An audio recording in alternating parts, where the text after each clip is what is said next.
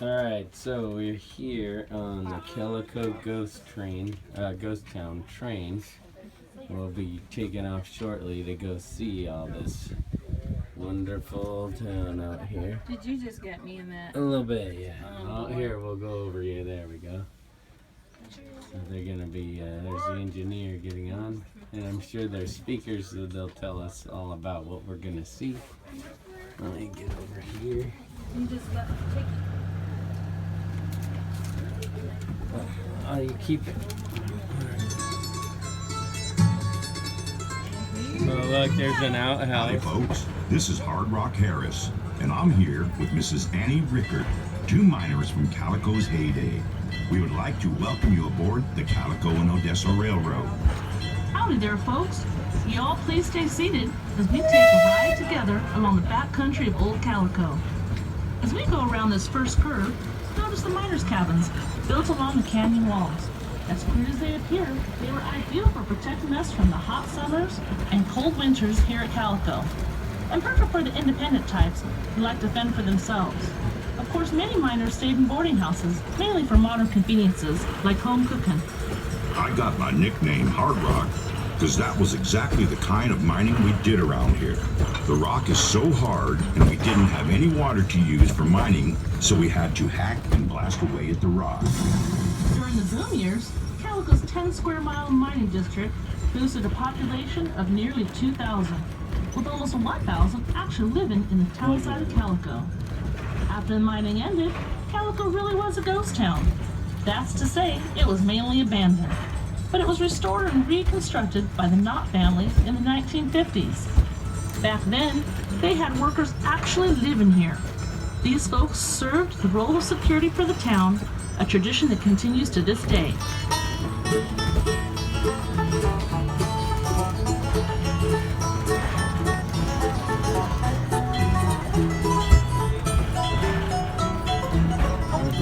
I'm gonna blast.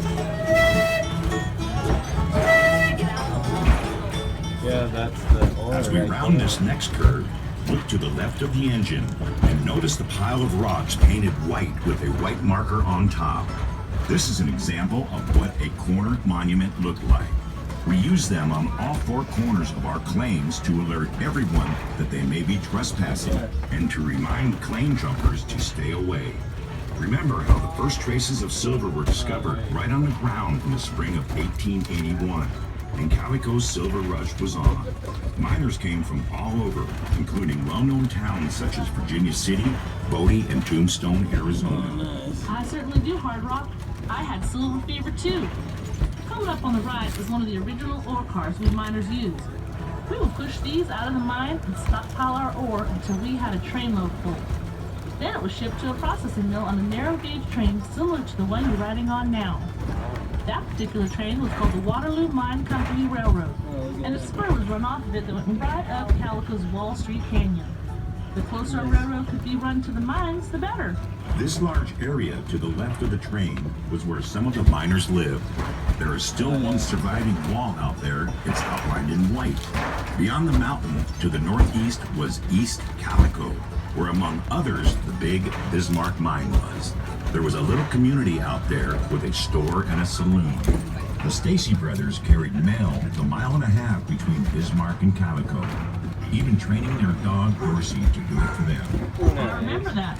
They strapped a saddlebag right on his back so he could carry the mail and packages. As we pause here, take a look at the top of King Mountain, where your engineer is now pointing. Look at the last letter in Calico and run your eyes down about 300 feet and a little to the right, and you should see a mine entrance in the side of the mountain. This is a tunnel for the Silver King mine, one of the richest and largest mines in the Calico mining district. It produced about $10 million in silver in about 11 years.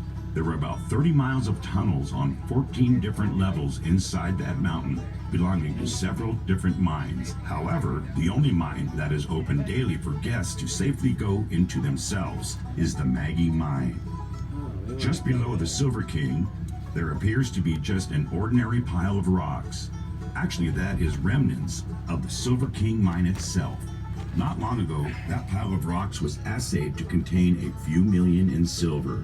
But before you jump out of the train and climb the hill to fill your pockets, I should tell you that it would take millions more just to process that silver. So that would put you in the hole. Well, back to playing the lottery. Now, as we get moving, look out to the left. It wasn't too far from there that a man got himself shot for trying to jump my mining claim. I had already warned that Mr. Tobler about trespassing on my Golconda mine, but he ignored me and showed up again. This time he got grazed by a few bullets I sent his way from my little pistol. He called the law and had me arrested before I could unload my whole gun on him. The jury did not find me guilty, as I was just protecting my property. Well, Annie, glad no one was seriously hurt, except maybe that Mr. Tobler's pride. Now, if y'all look left, this is an ore crusher called an arista. Miners would hitch a horse or mule to that crossbar and have it walk round and round, which caused the steel ball to drag over and crush the ore before it was taken to a processing mill. Of course, by the 1880s, this method was kind of old-fashioned, but it was still a respectable way of making sure every bit of silver was scraped up. We did work hard to get all that silver. Now have a look over to one of my favorite views from Calico. Down there is the Silver Valley, as we called it. Past that old dry lake is the sandy bed of the Mojave River. In those early years, drinking water for Calico had to be brought over from the river, which ran above ground at the time, and sold for about 5 to 20 cents a gallon. That water supply also gave birth to our neighboring town of Daggett, when the railroad was built right through there.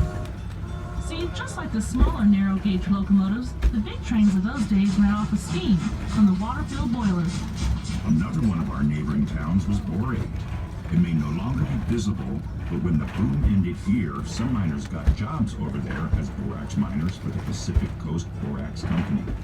The Borate and Daggett Railroad was even built right up into Mule Canyon, making for a more efficient operation for the company.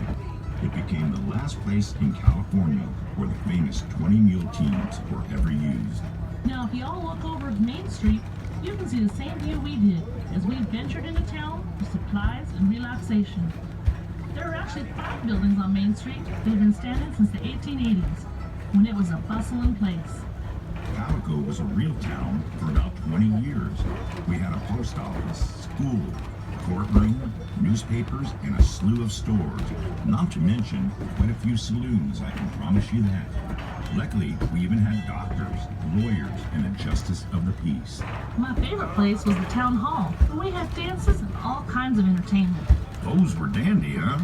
Now as we get closer to the train depot, take a look down into the gully to the left of the train. These ruins are from the Chinatown, where almost 40 Chinese lived and worked at Calico during the boom years. Amy did laundry for the miners and operated a couple of restaurants. Well, folks, we hope you had fun and maybe even learned a few things on our tour today. Please remain seated until the train comes to a complete stop. Be sure to grab all your gear, like purses, hats, glasses, and those little miners, too.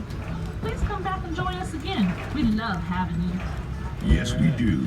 Don't forget to mosey over to the Maggie Mine. I hear there's a great tour over there, too. Alright, well, that does it for the Calico Ghost Mine Tour.